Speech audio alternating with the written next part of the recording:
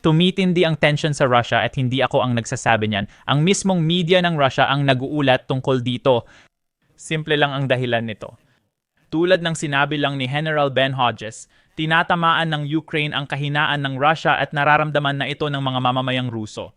Hindi magandang balita yan para kay Vladimir Putin dahil ngayon pati ang media niya ay lumalaban na sa kanya. Ito ang sinabi nila. Ang Russian Telegram channel na Neziger ay nag-post tungkol sa kalagayan ng mga refinery ng Russia at ng merkado ng gasolina. Tumtaas ang tension sa merkado ng gasolina ng Russia. Mahahabang pila ang nabuo sa mga gasolinahan at ang pakyawang presyo ng gasolina at diesel ay nasa pinakamataas na antas. Opisyal na, lantad na ang mga dahilan. Nagsasara ang mga refinery matapos ang pag-atake ng Ukraine. Tuwing tag-init, umaabot sa 40% ng kapasidad sa pagproseso ang hindi nagagamit. Noong 2025 nag-iba ang taktika ng pag-atake ng Ukraine. Dati, paminsan-minsan lang ito. May isang unit na masisira, bababa ang production ng planta pero makakabawi rin ito sa loob ng ilang linggo. Ngayon ang mga pag-atake ay isinasagawa ng sunod-sunod at inuulit sa parehong pasilidad. Reason Novosibirsk Volgograd OPEX na mga refinerya. Pinipigilan nito ang pagpapanumbalik ng pangunahing pagpoproseso, hydrocracking at catalytic cracking units. Matapos ang sunod-sunod na pag-atake sa Ryazan Refinery na may 5% ng kapasidad ng Russia, kalahati ng operation nito ay nahinto. Habang ang Nova na refinerya na bumubuo ng 3% ng kabuuang kapasidad ng Russia ay nasira ang pangunahing pagpoproseso nito. Any pinakapalaking refinery sa katimugang Russia, ang Lukoil ng Volgograd, pati na rin ang mga refinerya ng Samara at Suzan ay tumigil na sa pagtanggap ng crudo. Ngayon, ibinabahagi ng post na ito ang isang interesanteng information na baka alam na ng sandatahang lakas ng Ukraine. Behuan fayan ayusin pa ng Russia, Tenbet Refinery, bayat narito kung bakit. Pinili ang mga refinerya bilang target dahil sa kanilang teknolohikal na kahinaan. Itinayo ang makabagong Russian refinerya gamit ang kagamitan mula Shell, XN Universal Oil Products at Haldor Topis. Hydrocracking, catalytic reforming, isomerization at paggawa ng mga bahagi ng Euro 5. Pagkatapos ng 2022, tumigil ang pagdadala ng kagamitan, software at katalista. Siyang pamagi-katalista ay kailangang palitan bawat isa hanggang 3 taon. Kung walang supply mula kanluran, umaasa ang Russia sa lumang stock o mas mababang kalidad na produkto mula China. Ang hydroprocessing reactor at compressor ay ginagawa lang sa ilang bansa at umaabot ng 1 taon ang delivery. Dahil dito, bawat atake ng Ukraine sa hydrocracking o reforming unit ay nagdudulot ng buwanang pagkaantala sa operation. Ngayon, na parang hindi pa sapat ang lahat ng ito, 2 araw lang ang nakalipas, tinalikuran ni Pangulong Trump ang Russia dahil niloloko ni Putin ang Estados Unidos sa usapin ng oras. Direktang sinabi ni Pangulong Trump na dapat nang simulan ng Ukraine ang pag-atake sa loob ng Russia at pataasin ang presyon kay Vladimir Putin at sa mga Ruso. May espesyal akong panauhin ngayon si Jake Bro na tinanong ko ng mahalagang tanong. Malapit na ba tayong matapos sa digmaan? Talakayin natin yan. Kumusta kayong lahat? Kasama natin ngayon si Jake, isang YouTuber. Bro, maligayang pagdating. Maligayang pagdating sa channel, Jake. Salamat sa pag-imbita sa akin, Sam. Masaya akong makilala ka sa wakas. Excited akong magkaroon ng ganitong usapan at diretsyong sisimulan na natin ito. Hindi ko alam kung nakita mo, pero nag-tweet si Pangulong Trump kahapon na baka dapat simulan na ng Ukraine na pumasok sa loob ng Russia at bigyan ng pressure ang Russia sa pamamagitan ng pag-atake sa mga military infrastructure ng Russia sa loob ng bansa. Paano ka magre-react? Magandang senyales ba yon? Nakikita mo ba? Sa totoo lang, 8 buwan na at wala pang nagiging progreso si Donald Trump sa pagpapagalaw sa mga Ruso tungkol sa kanilang mga hinihingi. Ito ang clip mula sa Russian Media Monitor. Ipinakita ko ito sa aking channel. Pero pinagtatawanan lang ng mga Ruso si Trump. Hindi siya sineseryoso ng mga Ruso. Sa nakaraang 8 buwan, iniisip nilang tanga si Trump. Iniisip nilang madali siyang manipulahin. Itong summit sa Alaska, ganito nila ito iniulat, na si Putin ay namayani kay Trump sa lahat ng aspeto. Sa nakalipas na 3.5 taon, hindi kailanman nagkompromiso ang mga Ruso. Lahat ng mga hinihingi nila noong simula ng malawakang pananakop, lahat ng iyon ay nananatili pa rin hanggang ngayon. Walang naging progreso si Trump. Hindi niya napakilos ang mga ito sa kahit anong bagay. Kaya aasahan mong maiinis ang isang tao matapos siyang balewalain, maliitin, at ipahiya tulad ng naranasan ni Trump nitong nakaraang 8 buwan mula sa mga Ruso. Kaya umaasa akong magkakaroon ng pagbabago sa pulisiya at opinyon mula sa White House. At magbibigay sila ng suporta o tulong militar para kumbinsihin ang mga Ruso na simulan ang negosasyon sa hindi makatwirang hinihingi nila sa pagsuko ng Ukraine. Dahil nabanggit mo, pag-usapan natin ang summit sa Alaska. Maraming balitang lumabas pero agad pinabulaanan ng mga Ruso na sinabing hindi sila pumayag sa anumang garantiya sa seguridad. Hindi kami pumayag sa isang pagpupulong at mga bagay na ganon. Paano mo binabasa ang summit? Maraming tao ang nagsasabi na panalo ito para kay Putin. Walang nakuha ang United States para sa Ukraine. Ganon mo rin ba ito nakikita? Paraan? Ang tatatak na imahe, kapag binanggit ang summit na ito pagkalipas ng 10, 20, o 30 taon ay ang larawan ng mga sundalong nakauniporme, aktibong naglilingkod, na nakaluhod at gumagapang, habang inilalatag ang pulang karpet para sa diktador ng Russia. Si Trump ay halos tumatalon sa tuwa. Pumapalakpak habang bumababa si Putin sa pulang karpet na iyon. Inedit ng Fox News ang bahaging iyon. Oo, nakita natin kung gaano kasaya at excited si Trump na makilala ang matagal na niyang kaibigan na si Vladimir Putin. Pagkatapos, nagkaroon tayo ng nakakatawang flyover ng B-2 bomber na sinamahan ng F-35. Ang B-2 bomber na ito ay galing pa sa Missouri, sa Whiteman Air Force Base. Hindi ko alam ang eksaktong gastos sa gasolina ng B-2 bomber kada oras, pero siguradong $100,000. Baka milyon pa, para lang sa flyover na ito, para kay Vladimir Putin bilang parangal at paggalang sa kanya. Gets ko na gusto ni Trump magmukhang astig, at may F-22 Raptor pa sa runway, pero nakakahiya talaga ito. Hindi karapat-dapat si Putin na tanggapin sa lupa ng United States dahil wala namang na-accomplish. Kung pipirma tayo ng pinal na kasunduan sa kapayapaan at titigil ang patayan, okay lang sa akin. Red carpet ang pagtanggap. Handa si Putin tapusin ang digmaan. Masaya si Trump makita siya. Ayos lang, pinatitigil natin ang patayan. Pero walang ginawa ang mga Ruso. Walang in-announce. Pinutol nila agad ang event. Ang press conference na dapat 1 oras, naging 10 minuto lang at si Putin ang namayani kay Trump. Siya pa ang nag-podium. Siya ang unang nagsalita. 2 minutong walang direksyon ang sinabi ni Trump tapos agad lahat. Kaya nakakainis kasi kapag may mataas na antas ng negosasyon, ang mga pinuno ng estado ang huling dumarating para pumirma sa pinal na dokumento. Hindi naiintindihan ni Trump ang diplomasya at pamahalaan. Tinitingnan niya ito bilang isang negosyong kasunduan kung saan kailangan mong titigan sa mata ang iyong kalaban o kasosyo sa negosyo at damhin kung ano ang nararamdaman mo tungkol sa kanila. Sabi ni Trump, gusto niyang makasama si Putin ng 2 minuto para malaman kung posible ang peace agreement. Sinabi niyang posible ito at may progreso. Makakakuha ang Ukraine ng seguridad.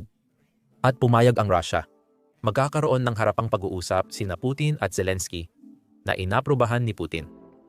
Pagkalipas ng 4 na araw, nilinaw ni Lavrov na ang mga garantiya sa seguridad ay nangangahulugang magbibigay ang Russia ng seguridad sa Ukraine. Babaguhin ang konstitusyon para hindi na sumakop ng ibang bansa at magpapadala ng peacekeeping forces mula Russia at China sa Ukraine para itigil ang digmaan. Yun ay kabaliwan, delusyonal. Bukod pa rito, nalalaman natin ngayon na hindi kailanman pumayag si Putin na makipagkita ng harapan kay Zelensky. Nagkasundo lang sila na itaas ang antas ng mga kinatawan sa susunod na pag-uusap para sa kapayapaan ng Russia at Ukraine. Dati, nagpapadala lang sila ng kinatawan na parang pangatlong antas. Si Medinsky o kung sino man. At baka si Lavrov na ang pumunta sa susunod na pagkakataon sa Istanbul. Pero hindi papayag si Putin na makipagharap kay Zelensky dahil hindi niya kinikilala si Zelensky bilang lehitimong pinuno ng Ukraine.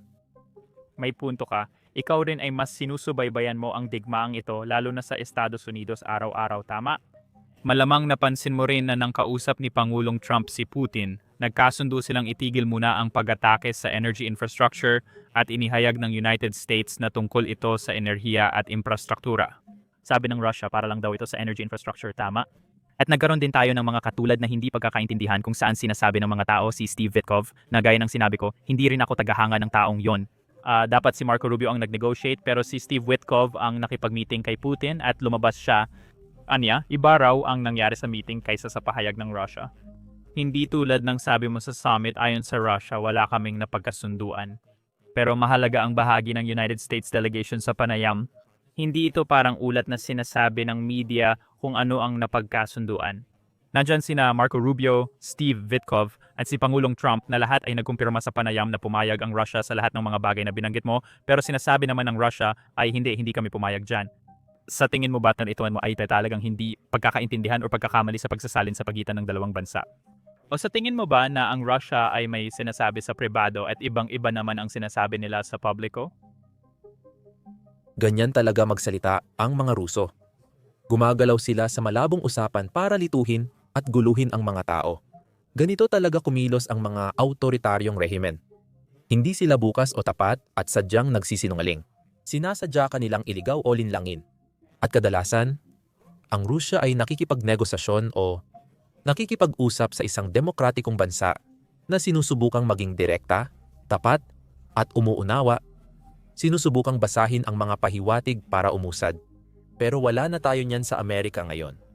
Ang administrasyon ni Trump ay mahilig ding magsinungaling. Gustong gumalaw sa gray area. Gustong magpalabo at magpagulo sa mga tao. May dalawang panig na nag-uusap, pero parehong nagsisinungaling. Nanlilin lang at mali ang interpretasyon. Pareho silang nagtatangkang mangibabaw sa isa't isa. Mas magaling talaga ang mga Ruso dito. Si Lavrov, 26 na taon na. Si Peskov, mahigit 20 taon na itong ginagawa. Buong buhay na ginagawa ito ni Putin. Kaya sa tingin ko, si Witkoff ay isang tanga at dehado siya. Pwede naman siyang maging mahusay na developer ng real estate. Buong buhay niya na iyang ginagawa. Pero wala siyang alam sa mga Ruso. Wala siyang alam sa kasaysayan, heograpiya, kultura at tao. Parang co-president siya sa foreign policy natin. Hindi si Marco Rubio ang namumuno sa mga usapang ito. Si Witkoff ang dumadalo sa mga one-on-one na ito sa likod ng saradong pinto. At isa siyang tanga. Parang naglalaro lang tayo ng telephone game pabalik kay Trump at gusto niya ito. Gusto niyang baluktutin o pakinggan lang ang gusto niyang marinig. Pagkatapos, i-anunsyo niya ito at mapapahiya ka kung di mo matupad. Posibleng may estratehiya si Donald Trump sa paggawa nito dahil kung mag-aanunsyo ka ng bagay na di mo ipinangako o ginawang publiko, baka maramdaman mong obligado kang tuparin ito dahil si Trump ang nagsabi. Mali ang pagkaintindi ni Trump, pero hindi gagawin ng mga Ruso yon. Hindi mo maluloko ang mga Ruso para isuko ang kanilang imperyo. Ito ang gusto nila. Gusto nila ang lupa. Wala silang pakialam sa tao at batas internasyonal. Gusto lang nilang mabawi ang imperyo nila. At magpapatuloy silang pumatay ng mga tao hanggang sa isipin nilang nakuha na nila ang lahat ng nararapat sa kanila. At saka, ang isa pang bahagi ay marami ring nagsabi nito, maaring bitag lang ni Putin para kay Zelensky. Alam mo kung paano niya hiningi ang Donbas and pagkatapos ay parang ipapako natin ang mga linya sa ibang lugar at maaari tayong magkita ni Zelensky. At pagkatapos pumunta si Pangulong Zelensky sa White House nung Lunes at sinabi natin sa channel na parang binagsak niya ang mesa, di ba? Sinabi niya na makikipagkita siya kay Putin para pag-usapan direktang ang teritoryo, ngunit alam nating hindi ito papayag dahil simula pa lang sinasabi ni Putin sa mga Ruso at international media na hindi lehitimong leader si Zelensky. Kaya ngayon ayaw ni Putin na tumayo sa tabi niya habang nakikipag-negotiation at binibigyan siya ng legitimation dahil magmumukha siyang mahina sa harap ng mga Ruso. Masasabi mo ba yon? Parang may ganong nangyayari rin. Matalino si Zelensky at sa tingin ko, maganda ang payo ng mga leader ng Europa sa kanya kung paano kausapin at hawakan si Trump. At sa tingin ko, ito ang nangyari noong Lunes sa pulong sa Washington. Dumating si Zelensky. Sobrang excited si Trump na makita siya at sinabing, nakuha ko na ang security guarantees mula sa mga Ruso at ang harapang pag-uusap para sa'yo. Isuko mo lang ang maliit na bahagi ng teritoryo sa Donetsk. At si Zelensky, sige, kakausapin ko si Trump. Kakausapin ko si Putin. At pag-uusapan namin ang tungkol sa lupa. Pero alam ni Zelensky na hindi kailanman makikipagkita si Putin kay Zelensky ng harapan. Kaya nagawa ni Zelensky na magbigay ng sagot kay Trump na hindi direktang pagtanggi. Pero alam niyang hindi naman talaga mangyayari iyon. Sabi ng mga Europeo kay Trump, hindi namin ito gagawin. Hindi namin pipilitin ang Ukraine na isuko ang Donetsk. 10 taon na itong pinatatag na mga linya ng depensa. May mga 10 malalaking lungsod sa Donetsk na higit 10,000 ang tao at parang mga kuta ang lahat ng ito. Kung sasakupin ng Russia ang teritoryong ito sa dahas, tatagal ng 3 taon at milyon ang casualty.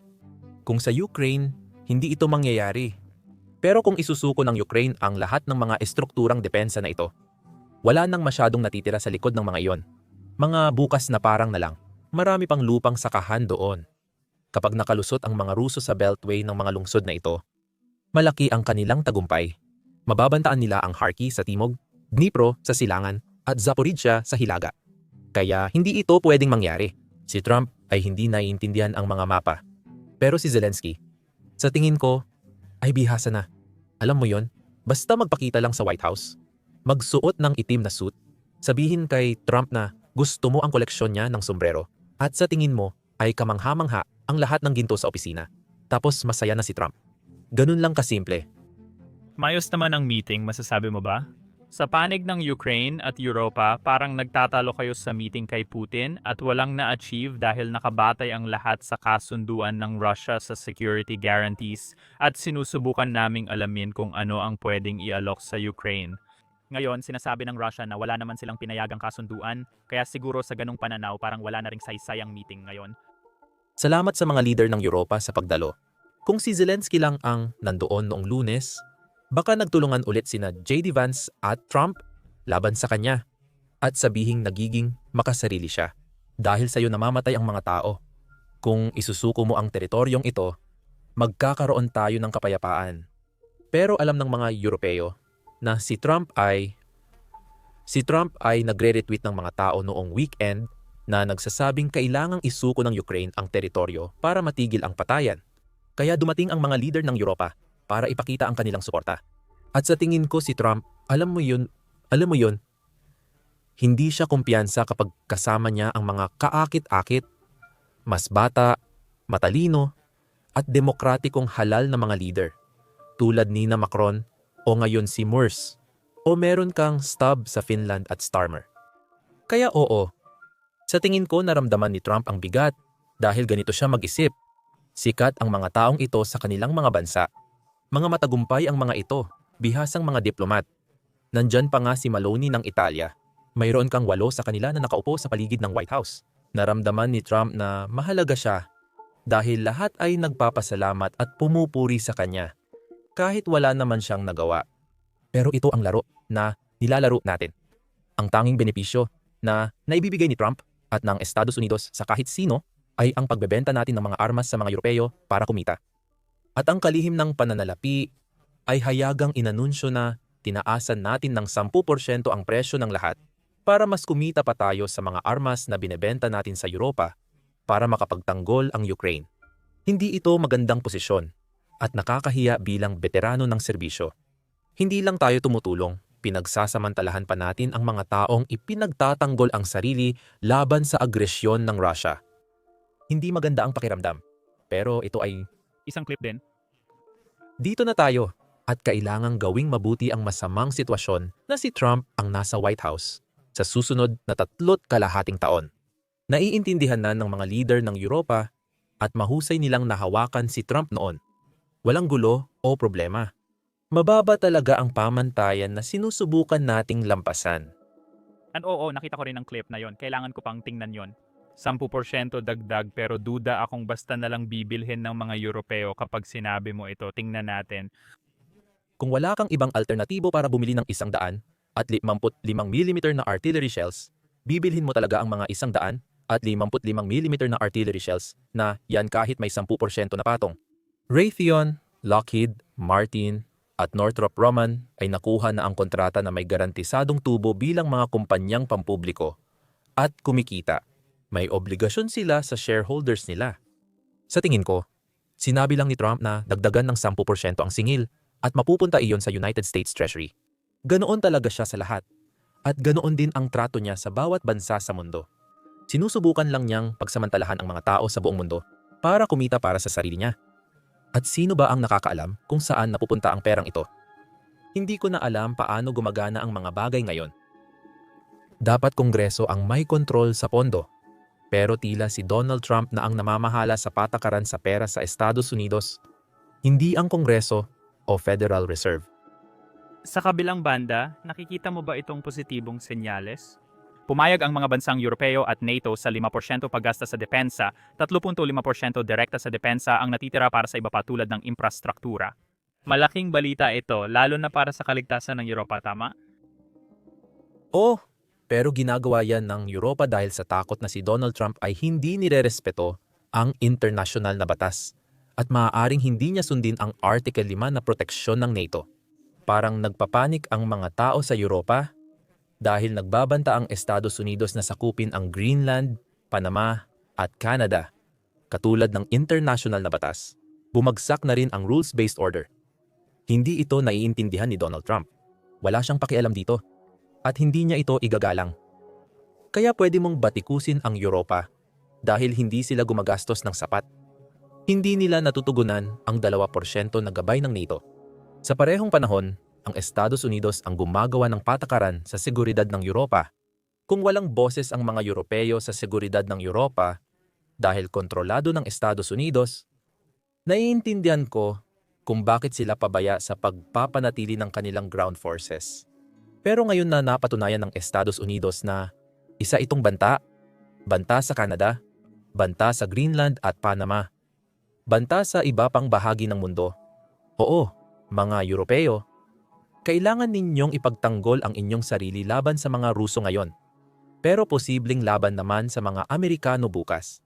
Nakakatakot ang mundong ganyan at hindi ko ipagdiriwang o sasabihin na buti na lang. At si Trump ay sumira ng maraming pangako. Kaya napilitan ang Europa na muling mag-armas na parang World War II. Hindi ako sigurado. Isa pang argumento ay hindi gumagastos ng 2% ang Europa dahil umaasa sila sa militar ng United States. Kaya ang iniisip nila, alam mo yon, may Article 5 tayo at ang United States ang may militar o kahit papaano, alam mo yon, parang naniniwala ang lahat na may sapat tayong militar para ipatupad ang kapayapaan sa buong mundo. Kaya parang kulang din ang United States sa pagtupad sa mga pangako nila. Kaya doon nanggaling ang tanong na yon. Gagawin ko lang ang kontra-argumento kung bakit gusto natin ng mahinang Europa at ayaw nating palakasin ng militar ng mga Europeo. At iyon ay dahil paulit-ulit na winawasak ng Europa ang sarili nila.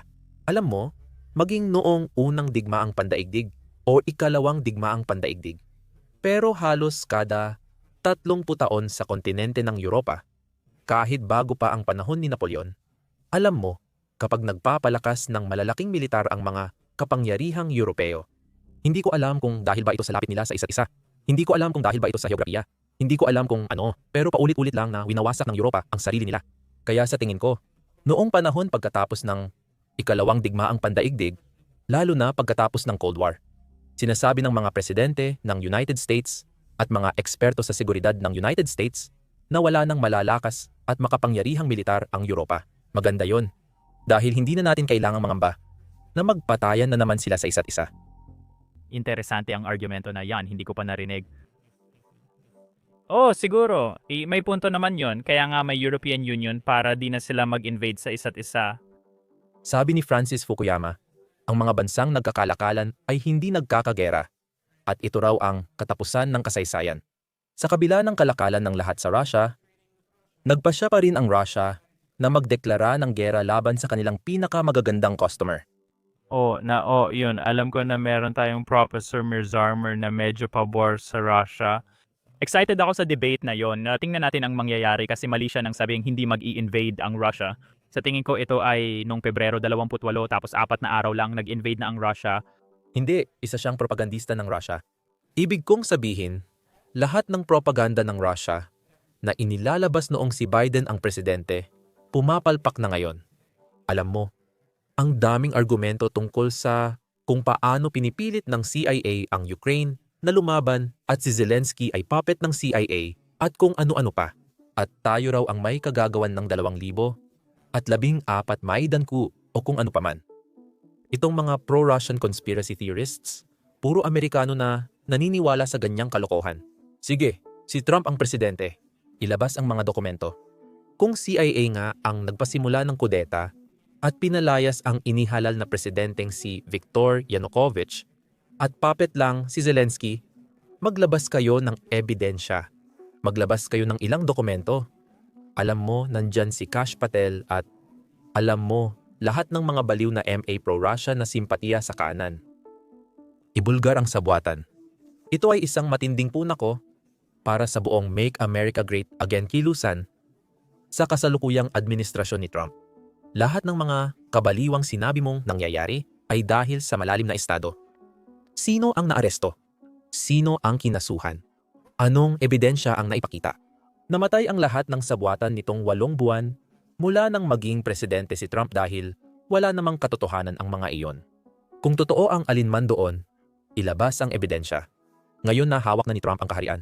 Alam mo na ang mga susi ng Washington, District of Columbia, at pwede niyang buksan ang alinman sa mga impormasyong ito.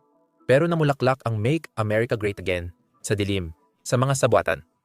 Pwede kang magsabi o mag-imbento ng kahit ano. At ngayong sila na talaga ang namumuno sa Kongreso, mga korte, at sangay ehekutibo. Wala akong nakikitang kahit ano. Sino ang pumatay kay John F. Kennedy? Sino ang nasa likod ng #11? Nasaan ang ebidensya ng alien sa Area 51? Katulad ng lahat ng mga Make America Great Again na sabuatan na itinulak ni Joe Rogan para hikayatin ang mga tao na pabagsakin si Joe Biden at ang Deep State. Totoo ba ang alinman doon? Kung totoo, bakit hindi sinasabi ni Trump ang katotohanan sa mga Amerikano? Pag sinabi mo yan sa Make America Great Again na tao, natutulala sila at walang sagot o paliwanag. Sa tingin ko mas nagtatanong na ngayon ang mga tao tungkol kay Epstein at sa mga Republikano. Mas tinatanong nila kung nasaan ang mga bagay na yan pero kabilang din sa pro-Russia ang kabilang panig. Mga Republikano, sigurado ako nakita mo rin yung bagong poll, di ba? Sa tingin ko, nasa CNN clip yon. Sinabi ko na sa CNN poll na nakita ko rin sa Fox, 76% ng Republikano ay suportado ang Ukraine at ayaw kay Putin. Hindi ko maintindihan bakit ganito. Siguro mas nakikita mo ito kaysa sa akin, di ba? Sa labas ng mundo ng mga influencer, sa mundo ng balita, parang maraming tao ang nagsasalita ng mga pro-Russia na bagay na parang ito ang uso or sikat gawin. Ito ang tweet na nakita ko kay Representative Don Bacon. Kaya may 2 klase ng Republican. Sa totoo lang, may 3 klase ng Republican. May mga traditional na Republican na matatag sa pambansang seguridad at alam na kaalyado natin ang Ukraine na demokrasya. Dapat natin silang tulungan. May ilan ding simpatya sa Ukraine at critical sa mga Ruso. Pero isolationist lang sila. Sabi nila, malaking trahedya ang nangyayari roon. Pero hindi raw tayo dapat makialam. At pagkatapos, may mga siraulong tao na pro-Russian dahil iniisip nila na ang Russia ay ideolohikal na katulad nila sa kontinente ng Europa at gusto nilang itaguyod ito. Malaki ang pagbabago ng mga bilang na ito noong bumalik tayo sa Pebrero ng 2000 at 28% ng mga Make America Great Again Republican ang sumuporta sa pagpapadala ng tulong militar sa Ukraine.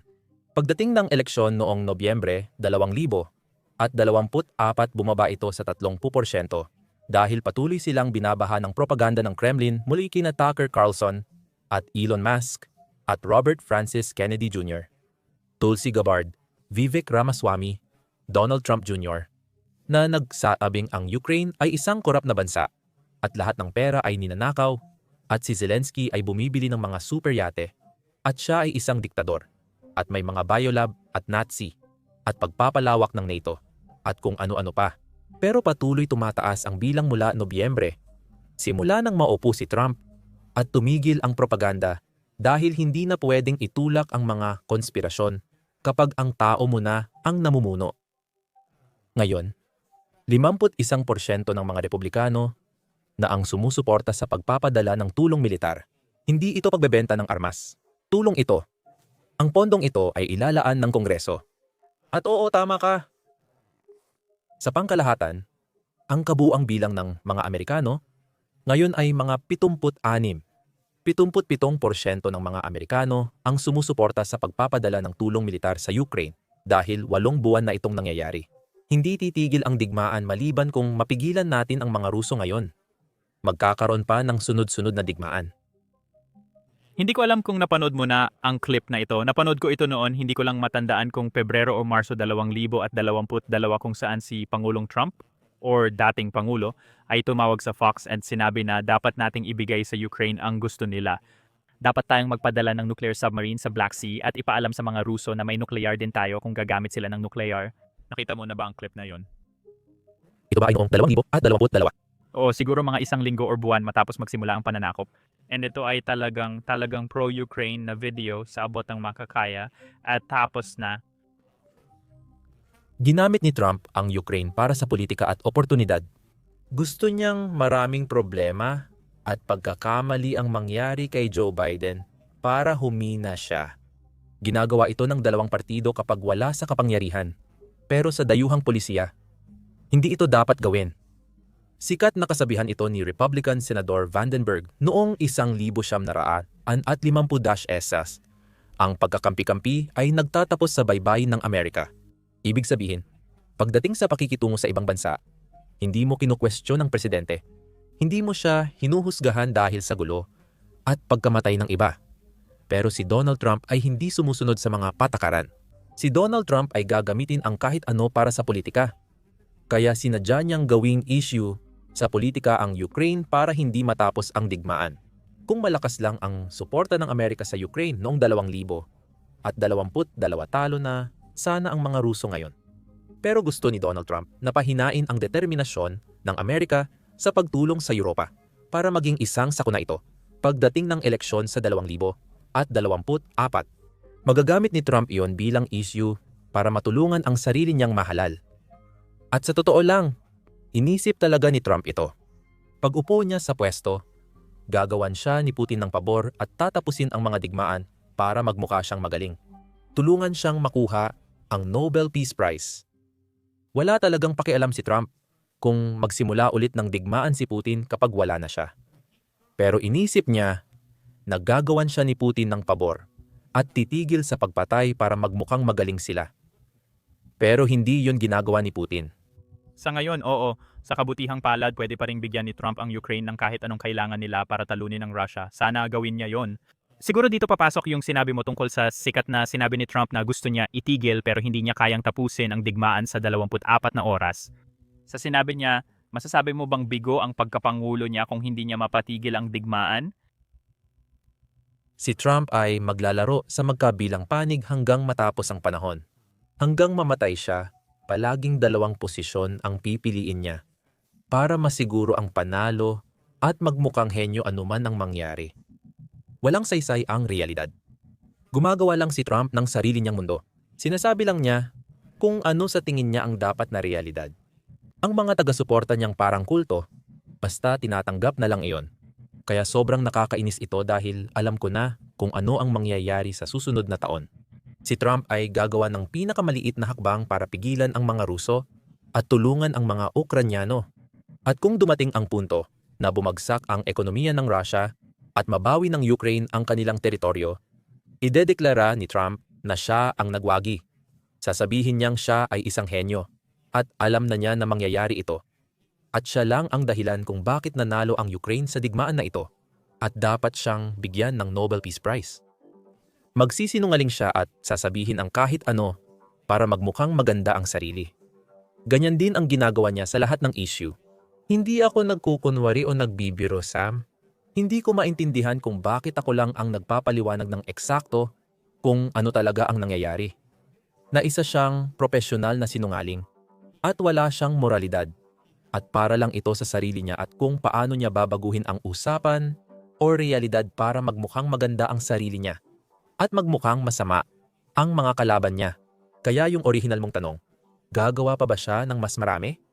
Siguro, kaunti pa. Maaaring magpatupad siya ng sawat. Siya ng parusa laban sa mga Ruso, pero gusto rin niyang maglaro sa magkabilang panig. Kapag nagtagumpay ang Russia at nakuha ang Kyiv, sasabihin niyang noon pa niya alam na mas malakas ang Russia at sila ang mananalo. Maraming tao ang namatay ng hindi naman kailangan dahil pinatagal ni Joe Biden at nabigong makahanap ng diplomatikong solusyon. At talagang masama ito, pero dapat nang mag-move on ang Estados Unidos at simulan na ang pakikipag-ugnayan sa negosyo sa mga Ruso. At masasabi ko, para maging patas, sa totoo lang, mas mahigpit talaga ang mga parusa sa Shadow Fleet nung panahon ni Trump kaysa kay Biden dahil may lumabas lang na isang chart. Malaki ang ibinaba ng Shadow Fleet ng Russia, kaya positibo talaga ito. Sana mas marami pa tayong makuha. Hindi. Iyon ang mga parusang ipinataw noong Disyembre at Enero ni Joe Biden. Sang-ayon ako. Pagpapatupad ang ibig kong sabihin, siguro mga lumang parusa. Oo, sa tingin ko bumabagsak na ang pagpapatupad. Ibig kong sabihin, depende. Ang United Kingdom at European Union ay nagpatupad ng bagong parusa sa Russia at shadow fleet nito. Ngunit tumanggi si Trump. Walang nadagdag mula nang maupo si Trump. At tinanggal niya lahat ng namamahala sa pagpapatupad ng parusa laban sa Russia. Kaya voluntaryo na lang talaga ito ngayon. Itong mga kumpanya ng pagpapadala, kung gusto nilang sugalin na mapasama sa blacklist, pwede nilang gawin yon sa United States Treasury. Sa tingin ko, hindi naman gaano pinapatupad ang parusa ngayon sa United States Treasury. Tinutukoy ko lang ang bagong labas na datos. Iniulat ng Sky News kung saan napunta ang Shadow Fleet na umalis mula sa Russian fleet nitong mga buwan. Hindi noong lumipat ng opisina kundi nitong mga huling buwan lang. Ilipat natin ang focus sa isang panig na bihirang talakayin ng mainstream media. Siyempre mahalaga ang mga diskusyon tungkol sa pag-atake ng Russia sa Ukraine, lalo na sa mga civilian at frontline. Pero masasabi rin natin na hindi ito sulit, tama ba? Maraming tao ang nawawala sa Russia para lang makakuha ng kaunting teritoryo. Ngunit hindi ko nakikitang napag-uusapan sa mainstream cable network ang mga pag-atake ng Ukraine sa loob ng Russia, gaya ng pagtira sa oil depot, istasyon ng crane at linya ng tren na sumusuporta sa operation ng Russia sa frontline. Bukod pa riyan ito, nakita natin ang mga pag-atake sa loob ng Moscow na talagang nakakatakot. Sigurado akong mas sinusubaybayan mo ito kaysa sa akin. Maari mo bang ipaliwanag sa manonood ang papel nito sa pagpapatigil ng digmaan? Hindi kailanman magkakaroon ang Ukraine ng sapat na tao at mga yaman para talunin ang mga Ruso sa mga sinakop na teritoryo at mabawi ang lahat ng kanilang teritoryo sa pamamagitan ng puwersa. Marahil bago kontra-opensiba ng Ukraine noong tag-init 2023, may paniniwala na dahil napalaya nila ang malaking bahagi ng Kharkiv at lungsod ng Kherson sa hilagang pampang ng Ilog Dnieper, posible ring makalusot sila sa Zaporizhia, makarating sa Verdansk o Melitopol, at mapalaya ang Crimea pagsapit ng taglamig ng 2023 o unang bahagi ng 2024. Pero hindi na talaga mangyayari yon ngayon. Mas marami ng tao o asyab. Dahil ng tao ang Russia at mas marami silang mga yaman. Para magwagi ang Ukraine sa digmaan, dapat bumagsak ang ekonomiya ng buong sistemang Ruso. Kaya mong pabagalin ang mga Ruso sa pamamagitan ng pagsira ng kanilang mga riles ng tren, pagsira ng mga tangke ng gasolina. Pero kung gusto mong tuluyang pahinain ang ekonomiya ng Russia, kailangan mong puntiryahin ang pinakapundasyon ng kanilang buong estado. Isa itong petrostate. Lubos itong umaasa sa kita mula sa langis at gas, parehong lokal at inaangkat.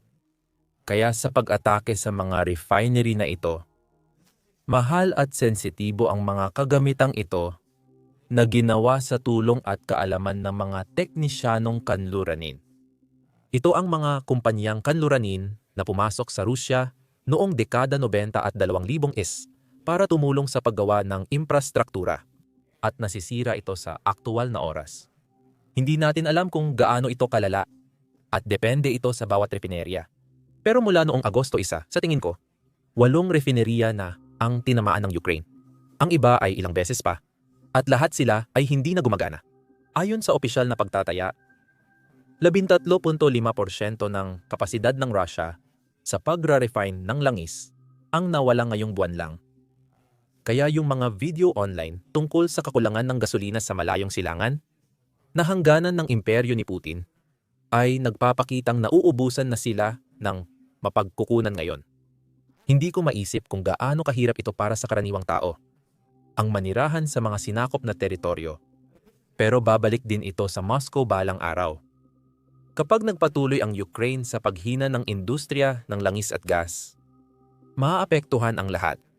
Ang kanilang sektor ng agrikultura, base ng industriya, pagpapadala, mga airline, at sektor ng pagbabangko. Ngayon, unti-unting bumabagsak ang lahat sa Russia. At makikita natin ang ilang higante ng industriya at ekonomiya ng Russia Nababagsak ngayong taglagas. Malulugi sila at kailangang sagipin ng Kremlin at ayusin ang mga bagay-bagay. Nawawalan ng trabaho at nababawasan ang oras ng trabaho ng mga tao. Mataas pa rin ang inflation pero hindi tumataas ang sahod. Kaya hirap ng kumain ng maayos ang mga pensyonado. Madilim talaga ang kalagayan sa Rusya. Lagi pang pwedeng lumala ang sitwasyon. Hindi pa sila sa sukdulan. Pero palagay ko, malalaman natin ang hangganan ng Rusya sa susunod na taon. Dahil hindi titigil si Putin sa mga digmaang ito dahil umaasa na siya rito. Oo, tama ka. Sana matulungan natin ang Ukraine mapabilis ito at pagbagsak ng Rusya. Pero kung titingnan natin ang kabilang panig ng frontline at maraming mga leader ang nagsasalita tungkol dito, ito ay ang mga garantiya sa seguridad para sa pangmatagalang Ukraine, pangmatagalang kinabukasan ng Ukraine. Ngayon, pinag-uusapan ng mga tao ang tungkol sa Article 5 na uri ng garantiya. Kung ano man ang ibig sabihin nun, alam mo na dahil maraming ibig sabihin ang salitang iyon. Ano sa tingin mo ang matibay na garantiya para hindi ito mauwi sa Budapest 2 Tuldok 0? Maraming nagsasabi na ang garantiya sa seguridad ay hindi gumana gaya ng inaasahan ng Ukraine. Walang mga garantiya sa seguridad para sa Ukraine. Hindi sila umiiral. Hindi sila totoo. Kung ang Russia ay nagpasya ng sirain at sakupin ang Ukraine at isama silang muli sa kanilang imperyo, napatunayan na natin na wala ni isa sa Western Alliance ang handang gamitin ang kanilang sariling militar para tulungan ipagtanggol ang Ukraine.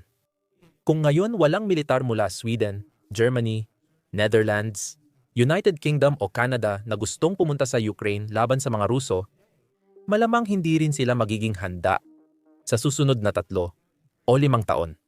Kung may bansang pumirma ng kasunduan sa Ukraine na kapag inatake ulit ng Russia, darating ang kanilang militar para ipagtanggol ka. Nagsisinungaling sila. Isa lang iyong panlilinlang. Isa lang iyong panakot na hindi igagalang o seseryosohin ng Russia. Sa state television ng Kremlin, palagi nilang tinatakot na bobombahin ng nuclear ang Berlin, London at Paris araw-araw. Sabi nila, anumang bansang tumutulong sa Ukraine ay lehitimong target militar at maaaring unang gamitan ng nuclear.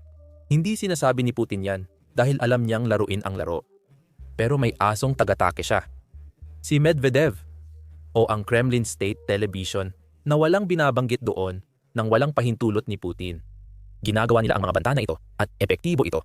Ngayon, iniisip ko na ang mga tao sa Europa, Hapon, Timog Korea at Australia ay nababahala dahil umaasa sila sa nuclear umbrella ng Estados Unidos na may 5,500 nukes para sa mga demokratikong kaalyado.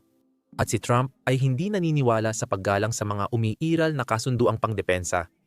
Sa ibang mga bansa, kung walang gustong pumunta sa Ukraine ngayon, malamang hindi rin sila papayag sa 3 o 5 taon dahil pareho lang ang kondisyon. Nagbanta ang Russia na bombahin ng nuclear ang Berlin, London at Amsterdam kung may tutulong sa mga Ukrainian na ipagtanggol ang sarili nila. Kaya ang tanging garantiya ng seguridad para sa Ukraine ay isang malakas na Ukraine. Mas maraming air defense systems, mas maraming cruise missiles, mas maraming ballistic missiles, mas maraming brigada, mas malaking militar. Iyan lang ang makapagliligtas sa Ukraine. Kaya kung makalikha tayo ng pampulitikang kaguluhan sa sistema ng Russia, pagbagsak ng ekonomiya o politika, kapag bumukas ang pagkakataon para sa Ukraine, kailangan nilang gumawa agad ng sandatang nuklear. Pagkatapos, magkakaroon na sila ng sariling nuclear deterrent at garantiya sa seguridad. Dahil sa Budapest Memorandum, naging ikatlong pinakamalaking tagapamahala ng sandatang nuclear ang Ukraine matapos bumagsak ang Soviet Union. Kung may bansang dapat may karapatan sa nuclear security at garantiya para sa sarili, iyon ay ang Ukraine. Sa tingin ko, iyon ang tadhana nila. Hindi nila ito gagawin habang lumalaban pa sa mga Ruso. Dahil pwedeng gamitin ng Russia ang anumang ulat ng intelihensya bilang dahilan para atakihin ang Kyiv, Kharkiv o Odessa. Kung mag-atubili o huminto ang mga Ruso sa susunod na dekada, dapat agad kumuha ng sariling nuclear na armas ang Ukraine. Iyon lang ang garantiya sa kanilang kinabukasan. Nasa tingin ko, May saysay naman. Gets ko ang punto mo pero hindi ba mas delikado ang mundo dahil doon? Mas maraming bansa ang pwedeng gumamit ng parehong dahilan kaya gusto namin. anong ibang bansa ang may eksaktong, alam mo na, nagkaroon sila ng nukes dati. pumayag silang isuko ang mga iyon kapalit ng mga garantiya sa seguridad. Pagkatapos pumirma ng kasunduan, sinako pa rin sila ng bansa. Kung ibang bansa rin ang nasa ganitong sitwasyon, susuportahan ko silang magkaroon ng nukes. Pero wala namang ibang bansa, maliban sa Kazakhstan. Kazakhstan lang ang tanging bansa na posibleng mangyari iyon. Oo, sigurado na naintindihan ko ang punto pero hindi ako sigurado kung mangyayari talaga yon dahil maraming effort na ang inilaan sa mga kasunduan laban sa nuclear tulad ng Non-Nuclear Proliferation Treaty. At sa tingin ko, dahil ang tanging bansang lumabag doon ay ang Hilagang Korea. Gustong sumali ng Ukraine sa NATO dahil kung protektado ng nuclear umbrella ng Pransya, United Kingdom at United States ang buong NATO, mapoprotektahan din sila at hindi na kailangan pang sumali. Sa tingin ko, hindi makakapasok ang Ukraine sa NATO. Sa tingin ko, mahirap makuha ang boto ng lahat ng bansa sa NATO dahil iyon ang kailangan ng alyansa. Ang kailangan lang gawin ng Russia ay suhulan ng isa. Sapat na sa Russia na suhulan ang isang bansa sa alyansa para maging hindi na epektibo ang ating samahan. Mukhang may depekto sa disenyo ng alyansa na yan. Kayang sirain ng perang Ruso ang isang miyembro at mawawalan ng bisa ang buong alyansa. Problema ito.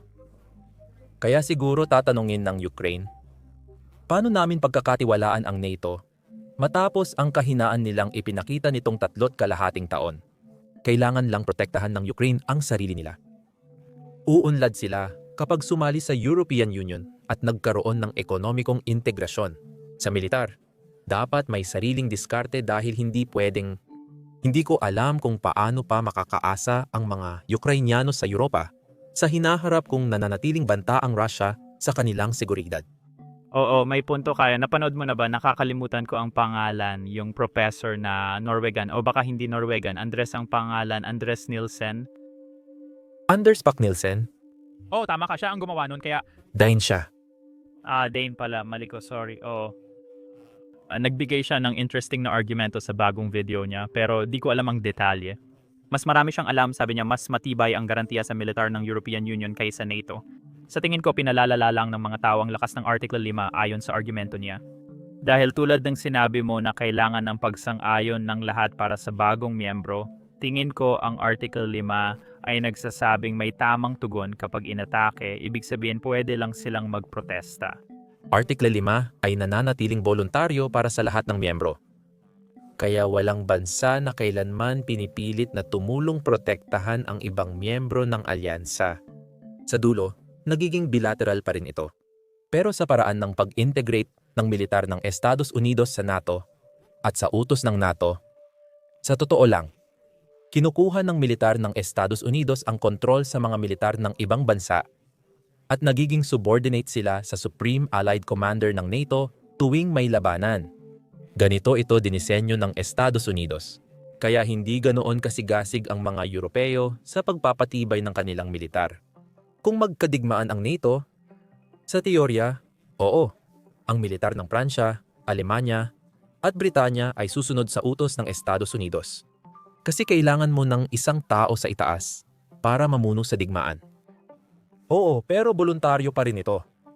Sa madaling sasabihin ng militar ng Finlandia na na-activate na ang Artikulo 5, kasama na tayo sa grupo at Estados Unidos na ang nagdidikta ng ating direksyon at gagawin. Sila ang nagko-coordinate ng air asset, naval asset at ground force.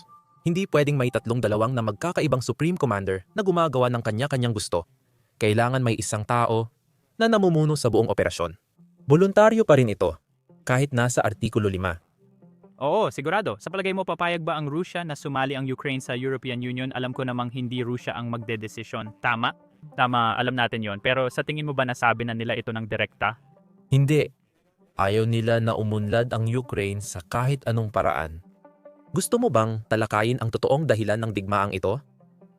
Kung susuriin ang ugat ng problema, ito ang tapat na sagot. Hindi kayang payagan ni Putin na maging malaya at demokratikong estado ang Ukraine na may tunay na kaunlarang pang-ekonomiya dahil iyon ay magbabanta sa kapangyarihan ni Putin sa sarili niyang bansa. Kung ang mga nagsasalita ng Ruso sa panig ng Russia ng hangganan ay may mas mababang antas ng pamumuhay at mas masamang kalidad ng buhay, kaysa sa mga nagsasalita ng Ruso sa panig ng Ukraine ng hangganan. Sasabihin nila, bakit mas mataas ang antas ng pamumuhay nila? Bakit mas maganda ang mga benepisyo ng gobyerno nila? Bakit may malinis silang inuming tubig at maayos na palikuran sa loob ng bahay? Samantalang kami ay wala. At magdudulot iyon ng pag-aaklas o revolusyon sa loob ng Russia. Inilunsad ni Putin ang digmaan upang matiyak na hindi magiging mas maganda ang buhay sa Ukraine kaysa sa Russia dahil magbabanta ito sa kanyang kapangyarihan. Dahil walang interes si Putin na paunlarin ang kalidad ng buhay ng karaniwang mamamayang Ruso sa mga lupain ng Horde. Kaya tinatanong mo, papayag ba ang Russia na sumali ang Ukraine sa European Union? Kung magdudulot iyon ng kaunlaran, hindi. Tutol si Putin doon. Kung titingnan ang mabilis na pag-unlad ng pamumuhay sa Poland, Finland, at mga Baltic, posibleng makamit din ito ng Ukraine. Gross domestic product at ekonomiya ng Ukraine. Lalago sana kung meron silang malaya at patas na halalan. Tunay na malayang pamilihan na hindi korap at alam mo na, hindi ninanakaw ang pera kahit saan. Kung tumaas ang edukasyon, pangkalusugan, at mga benepisyong panlipunan para mapabuti ang kalidad ng buhay ng karaniwang Ukrainian, ito ang mga bagay na hindi matitiis ng Russia. Hindi nila ito papayagan dahil banta ito sa kapangyarihan ni Putin at hindi niya mapapabuti ang buhay ng karaniwang Russian. Nabanggit ang Poland, alam mo ba paano ito sumali sa NATO? Napaka-interesanting kwento ito kung saan ang punong ministro o presidente ng Poland, nalilito ako doon. Noong dekada 90, madalas siyang bumisita sa United States lalo na sa mga bayan na maraming Polish. Oo, tingin ko nakita ko ang clip na tato. Noong dekada 90, alam ng Poland na habang mahina ang Russia, kailangan nilang mabilis pumasok sa NATO. At oo, may kinalaman ito kay Bill Clinton. Noong panahon ng eleksyon, patuloy siyang bumibisita sa bayan kahit ganon. Oo, tama ka. Tama ka. Ang Pangulo ng Poland. Patuloy na binibisita ng Pangulo ng Poland ang mga estadong maraming Polish na imigrante para hikayatin silang mag-pressure kay Bill Clinton. Ang NATO napayagan ang Poland na makapasok at doon nakapasok ang Poland. Parehong teritoryo. Sabi nila, kung di tayo papasok sa NATO, dapat tayong magkaroon ng nukes. Isa lang ang option. Kaya pipili tayo, lalabas sa Treaty on the Non-Proliferation of Nuclear Weapons o papasok sa NATO. O siya ba aring payang gawin ng Ukraine ang katulad na bagay dahil napansin ko sa Alemanya na ngayon ang pinakamalaking population ng mga imigrante sa halos bawat estado. Ngayon, hindi ko alam kung ano yung tawag nila dito, mga estado ba? Pero alam mo na, gets mo ba, parang naging Ukrainian na sa bawat estado bilang Ukraine. Kaya dahan-dahan, alam mo na, ang pambansang pulisya ang nagdidikta ng panlabas na pulisya. Dahan-dahan, boboto at tutulong ang mga tao sa Ukraine kaya mas lalapit ang panlabas na pulisya ng Alemanya sa Ukraine case na gayon.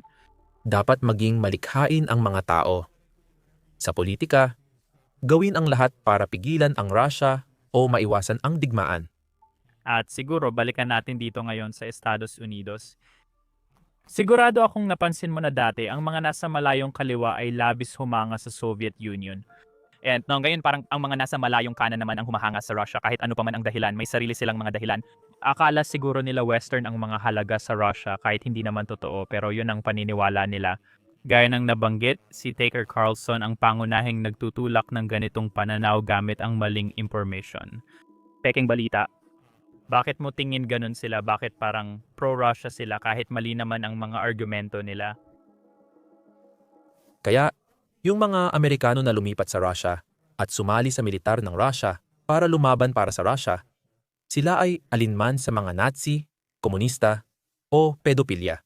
Sila lang sa Amerika ang handang pumunta sa Russia para lumaban para dito. At hindi ko alam kung yung mga sumusuporta sa Russia ay talagang naniniwala sa propaganda. Pero in love sila sa ideya ng Russia. Kaya ito, ang lalaking anak ng CIA agent, inilalarawan ang sarili bilang komunista. Yung iba sa mga pumunta doon, alam mo may tattoo silang Nazi. Kaya paano magkakaroon ng mga komunista at Nazi na lumalaban para sa Russia? Ito ay dahil sa magkasalungat na mensahe ng propaganda ng Russia na gustong-gusto nila. Ang mga Ruso ay magpapalabas ng malabong teorya ng sabwatan at usapin tungkol sa deep state. At nakikita mo kung ano ang gusto mong makita. Binibigyang kahulugan mo ito ayon sa gusto mong interpretasyon. Kung may sakit ka sa pag-iisip or delusional, kumakapit ka sa gusto mong paniwalaan, at iniisip mong kakampi mo si Putin. Ngayon, tinatanong mo, bakit sinusuportahan ng mga taong tulad ni Tucker Carlson ang Russia? Kasi, si Tucker Carlson ay natanggal na sa lahat ng news network.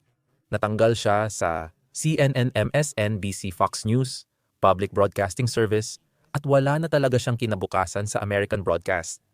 Gumagawa siya ng sariling YouTube content at kumikita dahil sa pagiging kontra sa iba. Kaya ngayon, ginagamit na ng mga tao ang terminong Global South.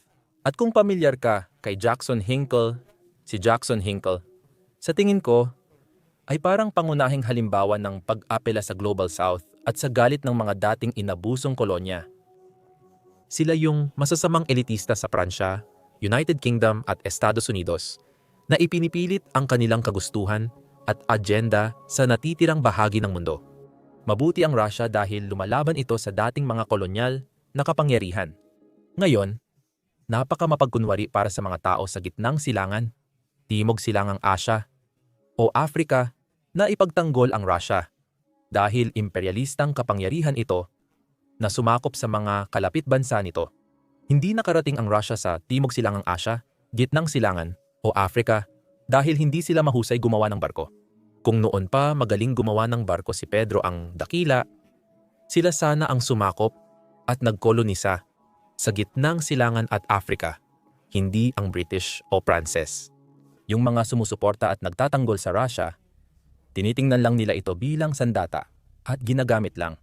Walang sino man sa Gitnang Silangan, Afrika, Timog Silangang Asya, o kahit si Tucker Carlson ang nawawalan ng tulog o umiiyak dahil sa isang patay na sundalong Ruso. Kasangkapan lang ang Russia. Isa itong sandata na ginagamit nila dahil may mga hinaing sila laban sa lesbian, gay, bisexual, transgender community o alam mo na, mga undocumented na imigrante o kung ano paman. Parang iniisip lang nila na kapaki-pakinabang ang Russia para sa mga personal nilang proyekto at adikain. At ito ay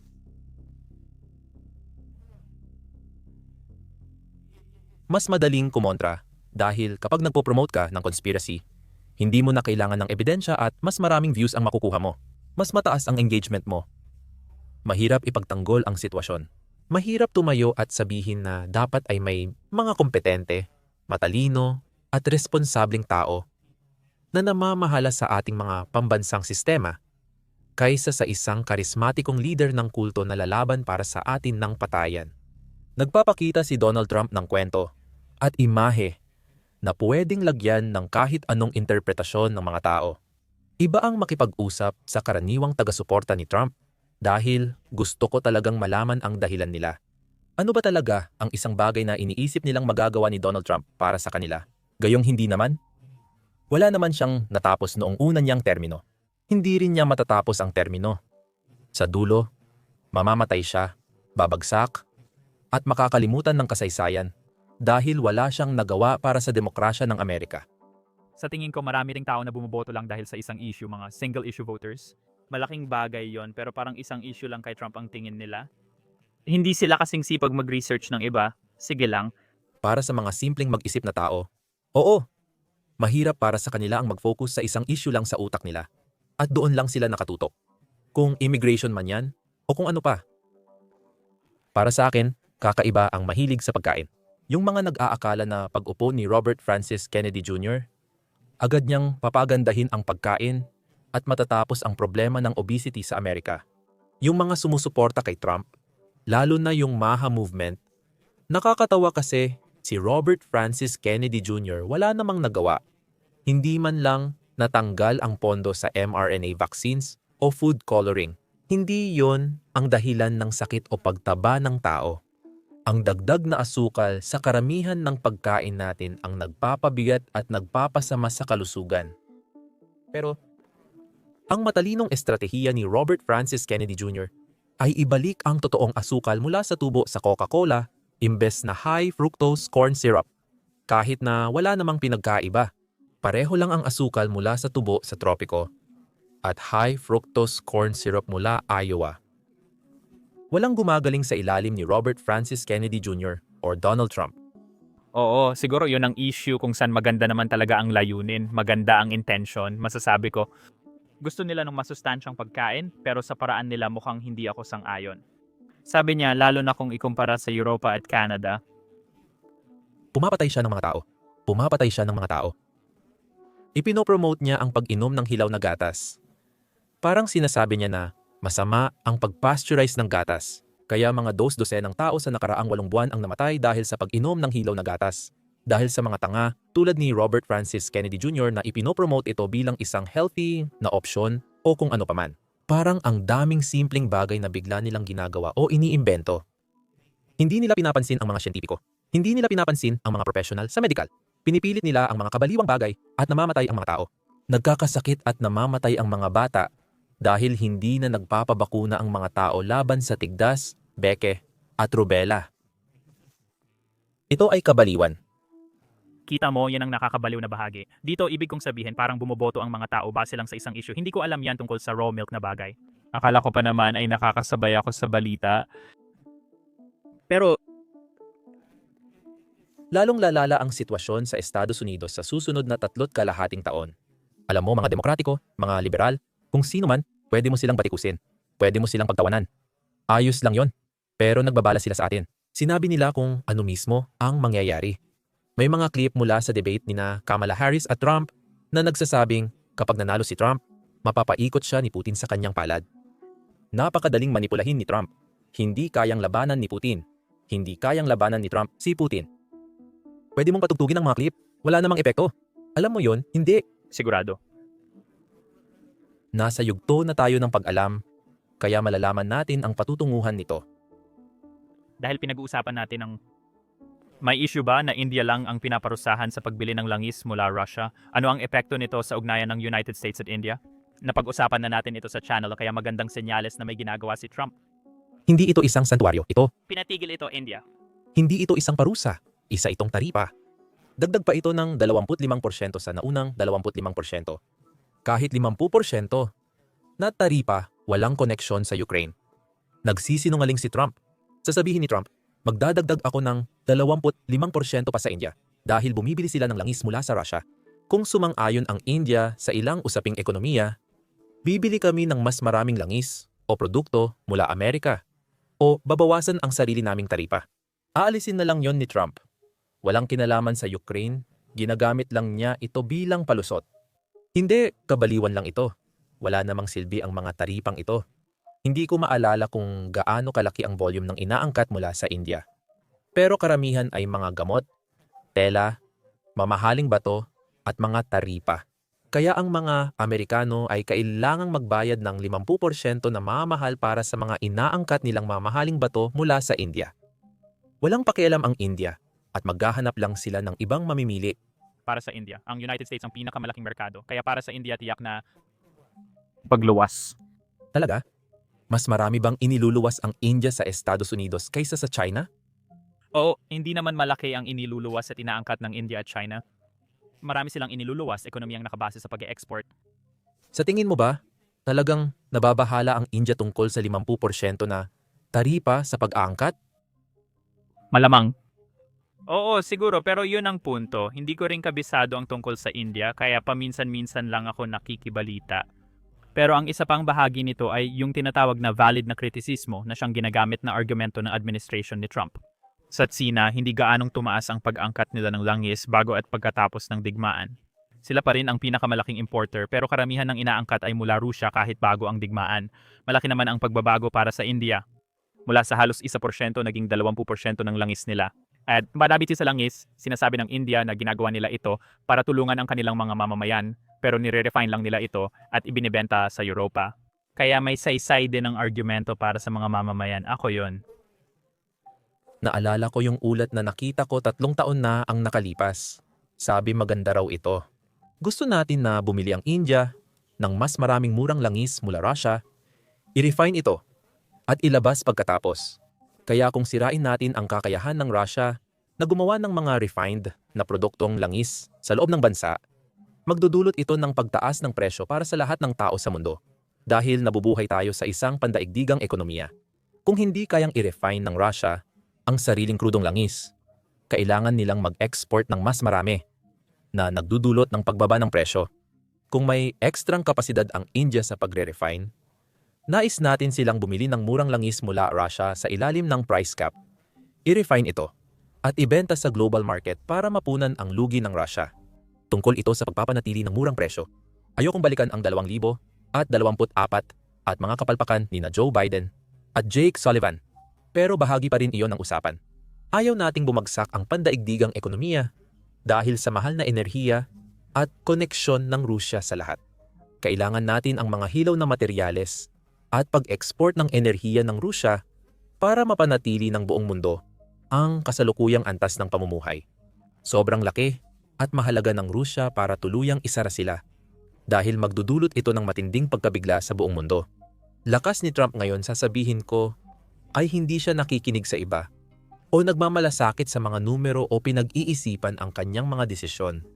Kaya kung mangyari ang isang nakakagulat na pagbabago at biglang maging agresibo si Trump sa pag-iisa sa Rusya, mas mapapabilis ang pagbagsak ng Rusya. Oo, matinding maapektuhan ang pandaigdigang ekonomiya, pamilihan ng enerhiya at supply chain. Katulad ng stock market na babagsak kapag bumagsak ang Rusya dahil ang buong mundo ay umaasa sa kanilang pagkain at agricultural exports, mga hilaw na materyales at enerhiya. Kapag tuluyang nawala ang Rusya, kapag nawalan ng kontrol ang Kremlin sa lahat, magiging sobrang masama para sa lahat. Oo, magiging masama ito para sa lahat. Hindi, sigurado. Alam kong naubos na ang oras natin, pero isa pa itong interesting na argumento na narinig ko kamakailan, parang maaring hindi natin parusahan ang Rusya bilang agresor dahil isa itong malakas na bansa at lahat ng mga puntong binanggit mo basta't makakamit natin ang pangmatagalang kapayapaan sa mga hangganan. Nakita na natin ang mga halimbawa nito tulad ng digmaan sa South Korea na nanatiling nasa parehong linya ng labanan. At syempre, ang digmaang sibil na hindi natin pinarusahan ang agresor. Digmaang sibil sa United States na hindi pinarusahan ang agresor para sa pangmatagalang kapayapaan. Kaya kailangan mong isama silang muli sa lipunan ng mundo. Ano ang opinion mo tungkol sa argumentong iyon? Siguro masasabi mong Alemanya pagkatapos ng ikalawang digmaang pandaigdig. O kung mayroong frozen conflict, sa tingin ko ang mga parusa at ang malamig na relasyon o kung ano paman ay malamang na mananatili hanggang sa mamatay si Putin. Putin 71, 72.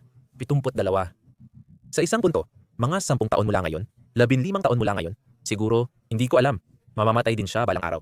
At yan ang gagamitin ng kanluran bilang pagkakataon para mag-reset para sa kung sino man ang pumalit kay Putin. Pwede ba kitang makausap? Pwede ba tayong magnegosyo? Titigil ka na ba sa pagpatay ng tao? At pagkatapos, walang problema ang Amerika, NATO, at European Union na makipagnegosyo sa isang diktador. Walang problema sa kanila na makipagnegosyo sa taong nang-torture, pumapatay, at umuusig sa sarili nilang tao. Pwede mong patayin ang sarili mong mga tao. Ayos lang yan. Pero ang patakaran mula pa noong 1945, ang International Rules-Based Order, ay hindi mo pwedeng sakupin ang iyong kapitbahay, ang mas maliit mong kapitbahay, at pagkatapos ay patayin sila. Nilabag na ni Putin ang patakarang iyon at nais pa ulit gawin. O, dapat maging parya si Putin at ihiwalay na makakasira sa reputasyon ng Russia at mga ugnayan nila sa ibang bansa. Kapag wala na si Putin, bibigyan natin ng chance ang susunod na leader. May senses yan. Maraming salamat sa pagbibigay ng oras mo sa amin. Talagang napaka-interesante nito. Natututo ka ng iba't ibang pananaw. Sana may natutunan din ang mga nanonood. Ilalagay namin ang YouTube link mo. May gusto ka pa bang idagdag tulad ng Twitter? Hindi na, ayos na ako. Salamat.